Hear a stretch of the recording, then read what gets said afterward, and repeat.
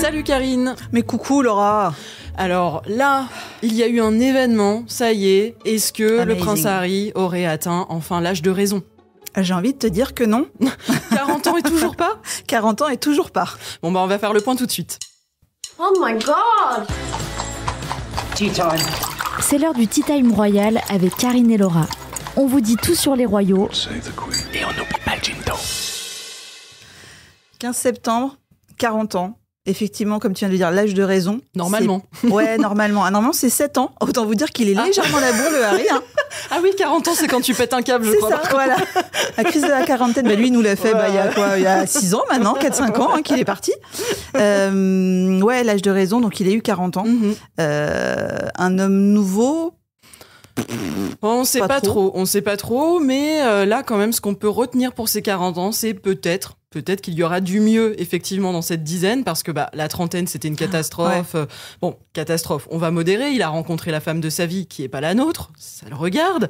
Mais voilà, il est tombé amoureux, il s'est marié, il a eu des enfants. Il est devenu père. Bon, grosse cassure avec la famille royale, c'est ça un petit peu le Vladadam de l'histoire. Et le quoi ? Vladadam. Donc là, vous l'imaginez descendre un peu les escaliers. Et là, on a 40 ans et on monte une marche. Pourquoi ? Parce que la famille royale a fait un truc totalement dingue. Ah bah c'est clair.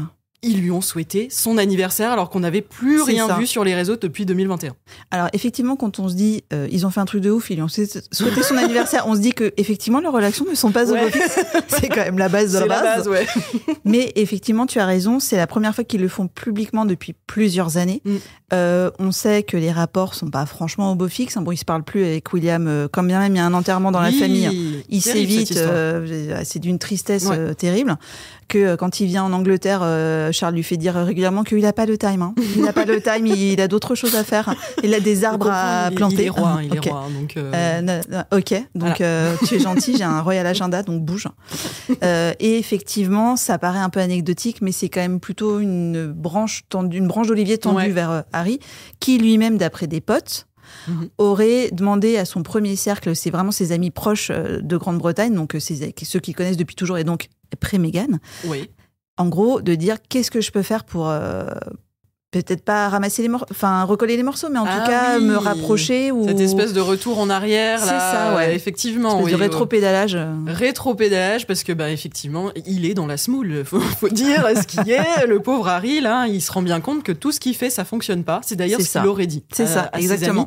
Il a dit, bon, j'ai fait des tas de choses depuis que je suis parti, mais il faut constater via ma cote de popularité qui ne fait que chuter, que ça ne fonctionne pas. Mais là, avec son anniversaire, j'ai lu que ça commence à remonter un petit peu, parce que peut-être que les Britanniques pensent qu'il y aura une sorte de rabibochage avec la famille royale. J'y crois pas trop, parce que, encore une fois, retournement de situation. Quand on nous dit, oui, il a recontacté ses anciens amis pour réintégrer la famille royale, alors, ces fameux amis qui étaient pas censés parler, finalement, parlent et disent « Ah non, c'est pas du tout ce qu'il nous a dit. Il a appelé pour se plaindre de Meghan. » Oui. C'est trop bizarre quand même. C'est très étrange. Tout le monde ne mentirait pas dans cette histoire finalement. Oui. Est-ce qu'il a vraiment recontacté ces gens ? On se le demande parce que qui appelle d'anciens amis pour se plaindre de sa femme ? Ou ça veut dire qu'il a personne aux États-Unis ? Alors ça, c'est une possibilité qu'on ne peut pas écarter. Et il y a aussi effectivement, pour rebondir sur le fait que sa cote remonte un peu, c'est vrai que ces derniers temps, il a quand même fermé sa bouche. Ouais, oui. Ils se sont quand même, enfin lui en tout cas c'est bien calmé, enfin Meghan aussi d'ailleurs. On a appris que il y avait la version poche de son autobiographie qui sortait, contrairement aux menaces qui planaient dessus. Il n'y a pas de chapitre supplémentaire, il n'y aura pas d'autres grands déballages, donc peut-être que les Britanniques ils voient aussi un signe en se disant bon peut-être que le pire est passé, etc. Après, effectivement, c'est quand même un gros... Mais une fois de plus avec eux, qu'est-ce que c'est que cette communication ? On comprend rien. À quoi joue-t-il cette question ? On s'y perd. Et en même temps, il recommence un peu à monter dans les sondages. Alors, pour ceux qui ne le savent pas, donc Kate Middleton a fait une vidéo en mode Hollywood pour annoncer la fin de son traitement. Et qu'est-ce qu'ils ont fait les 2 heures après ? Ah là là, catastrophe. Ils ont annoncé sur les réseaux sociaux qu'elle a sorti sur le polo la série Harry qui sort. C'est très intéressant. En plus, c'est à propos. Enfin, donc dans les commentaires, les gens ont pété un câble en disant mais quel manque de respect. Mais pourquoi ? Mais c'est vrai que le timing est très mal choisi. Enfin, on sait que c'est pas Harry qui appuie sur le bouton pour publier. Et j'ai lu dans la presse qu'il qui dormait probablement quand ça s'est décidé. Évidemment, puisque ça a été publié au Royaume-Uni et qu'avec le décalage horaire, pour lui, c'était la nuit. Donc. Lui, c'était pas possible, mais quand même, son entourage, ça va pas du tout. Son équipe. Il y a des gens dont c'est le métier de se dire, et aux personnes dans l'équipe de tocards qui bossent avec lui, s'est dit, vraiment, 2 heures après la fin des traitements de Kate Middleton, est-ce vraiment une bonne idée de tout balancer ? Non. Non. Non, non. Non, mais donc, ces projets Netflix, là, ça ne marche pas non plus. Parce que, non. Voilà, il faut pas vendre la peau de l'ours avant de l'avoir tué, comme on dit, mais quand même, moi j'ai quand même l'impression que, on en a déjà discuté dans ce podcast, c'est que ce projet sur le polo, ça va pas faire un carton, on va pas se mentir, ça va sortir en décembre. Ce serait une grosse surprise quand même. Même pas dit, c'est pas un truc qui cartonne, c'est pas ce qui a été mis en avant au JO par exemple. Est-ce que c'est une discipline olympique déjà? Je ne sais pas. Je pense ultra riche. C'est ça. C'est donc ça va intéresser qui, surtout qu'on n'est même pas sûr de voir Harry dans ce documentaire. Tout à fait. Ou alors, en tout cas, il est pas du tout sûr qu'il ait un rôle prépondérant et qu'il soit une espèce de leader qui nous emmène dans les coulisses du polo ou autre. Non. A priori, peut-être qu'on le verra jouer. Alors, personnellement, avec me taper 4 heures de Netflix pour le voir jouer au foot, mais assis sur un cheval, personnellement, je m'en fous. Je suis sûre qu'en plus, ils nous auront coupé la scène la plus intéressante, qui était Meghan Markle qui dit à une dame, pousse-toi de là, tu ne prends pas de photos à côté de mon mari. Mec. Donc, ça, c'est une scène véridique que nous raconte Laura. Ça, c'est vraiment arrivé pour le coup. Ça s'est vraiment passé. Ça a circulé sur les réseaux. Les gens se sont moqués en disant, mais elle peut pas s'en empêcher, en fait. On va pas lui piquer, c'est bon. Non. Donc voilà, moi, j'aurais voulu voir cette scène parce que je pense qu'on aurait pu écrire quelques petits articles sympas, mais ça n'arrivera pas. Ça sera vraiment autour de, parce que la promo est claire, c'est dit, entrer dans les coulisses de cet univers discret, fermé du monde du polo. Les mots sont dits. C'est un univers très fermé dans lequel on n'entre pas facilement. Et là, on propose d'ouvrir les portes. Mais franchement, qui ça intéresse, quoi. J'ai envie de te dire qu'il a plutôt intérêt que ça intéresse du monde parce que niveau pépette, alors évidemment il va toucher le reste de l'héritage de sa grand-mère, donc de la mère de Elisabeth II, donc on chiffre quand même en dizaines de millions de dollars, donc ça va bien renflouer les caisses un peu. Ouais, ça lui a fait faire des conneries. Voilà, il y a de quoi embaucher 2-3 jardiniers et des gardes du corps, mais à côté de ça, il y a un moment, il faudra aussi rentrer du blé, et on sait que Meghan Markle, donc qui a, on vous le rappelle, lancé sa ligne de confiture. Tu l'adores ça. Mais parce que moi, ton pot numéroté en plus. J'attends mon pot et alors ça ne vient pas. Alors, je suis excessivement contrariée. Un pot de pruneau qui plus est, j'adore ça. Et elle a que des ennuis aussi. C'est-à-dire qu'elle a quand même annoncé la sortie de sa gamme donc d'ustensiles de cuisine, de biscuits bio pour chiens et de confiture et qu'en sais-je. Il y a quelques mois, ça n'existe toujours pas. Elle a ouvert un compte Instagram pour sa ligne. C'est super, il n'y a que dalle dessus. Le site, il n'y a rien. Le site, il n'y a rien. Alors on peut s'inscrire à la newsletter pour si un jour il y en a une. On ne sait pas. Oh là là, suspense. Et on a appris très récemment qu'en plus elle s'était fait retoquer parce qu'aux États-Unis comme en France, on dépose une marque. Donc on explique que dans la marque Coucou c'est Laura, on va avoir des programmes déposés avec Laura Buisse qui va vous envoyer des selfies, etc., etc.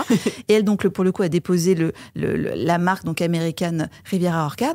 Et en fait elle s'est fait retoquer parce que elle a pas rempli tous les pointillés. D'accord. Le document, il n'était pas signé. Et ils sont même allés la retoquer en lui disant qu'en fait, le logo qui reprend les initiales, donc ARO, il n'y a pas de O dans le logo. C'est quand même... Une fois de plus, on retombe sur les tocards de Netflix qui ne se disent pas qu'ils vont attendre 2 minutes pour balancer le teasing. Catastrophe, leur équipe. Qu'est-ce que c'est que ces gens, Parce que c'est pas la première fois. Même avec leur fondation, on ne sait pas d'où viennent les fonds, on ne sait pas où ça part, on ne sait rien. Et là, quand ils doivent remplir de simples papiers, c'est pas bien fait non plus. Et la dernière fois, là, ils devaient donner un gros chèque parce que, on a oublié. Je sais plus ce qu'ils avaient fait. Ils avaient oublié de le signer. Ils avaient oublié de joindre le chèque, en fait, au dossier de candidature. Et en plus, c'est genre $200. Donc, c'est quand même a priori pas grand-chose pour eux. C'est pas une question de... Ils ont pas fait de la trésor en disant « Je l'enverrai plus tard, comme ça je paierai pas d'agio sur mon découvert. » Eux, ils sont revenus avec... C'est mieux avec la pièce jointe. Quelques semaines plus tard, ils sont complètement nuls, en fait, dans ce qu'ils font après la famille royale.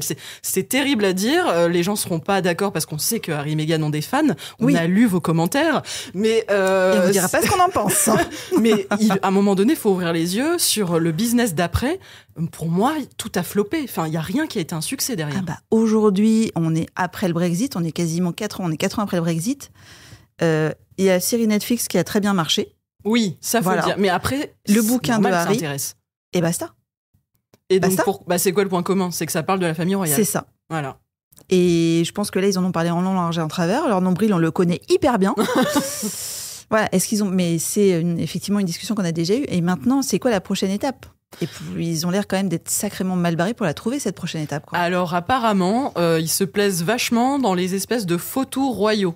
Ah oui. Leur voyage, là. Il y en a eu un au Nigeria, dernièrement en Colombie, et apparemment, c'est pas fini. Parce il y en a un prochain d'ici la fin de l'année, normalement, je crois. Voilà, alors que Charles et William, ça leur plaît pas du tout. Ouais. Ils pètent un câble par rapport à ça en disant, mais attendez, ils représentent qui, en fait ? Ils font quoi ? Il faut être clair, ils ne représentent pas la famille royale, ils ne représentent pas le Royaume-Uni.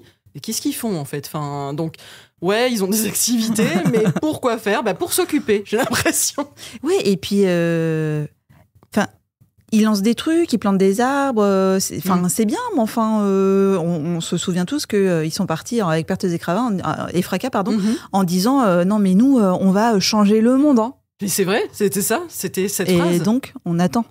On attend. On sèche en attendant. Et là, avec la présidentielle aussi aux États-Unis, tout le monde voyait Meghan Markle. Elle avait une carte à jouer. Ouais. Elle est où, cette carte ? Elle est dans sa poche, qui est elle-même dans son pantalon. On rigole, elle va nous foutre un contre Uno, on va rien voir. C'est ça. Barack Obama, c'est moi. Parce qu'elle se rêvait quand même en Barack Obama ou pas loin. Donc... peut-être qu'elle se prépare, c'est vrai, mais nous, c'est pas passer la 4e, quoi. Ah oui, parce que là, à part aller à l'anniversaire du parrain de Lilibet, elle fait quoi ? Il se passe pas grand-chose. Il se passe pas grand-chose. Et puis sur le CV, actrice, duchesse, faiseuse de confiture pour ultra riches, présidente du monde, il y a des trous dans le CV, il y a des trous dans la raquette. Je veux bien, mais ok. C'est vrai. Elle est très difficile à suivre, Meghan Markle, mais comme c'est une personnalité qu'on adore suivre, c'est ça. Parce qu'elle nous permet quand même de faire nos meilleures blagues. On va surveiller de près ce qu'elle va faire et on vous en parlera très bientôt dans notre podcast Tea Time Royal et Ginto. Merci de nous avoir écoutés. On se retrouve très bientôt pour un prochain épisode. Et pour plus de contenu exclusif, rendez-vous sur voici.fr.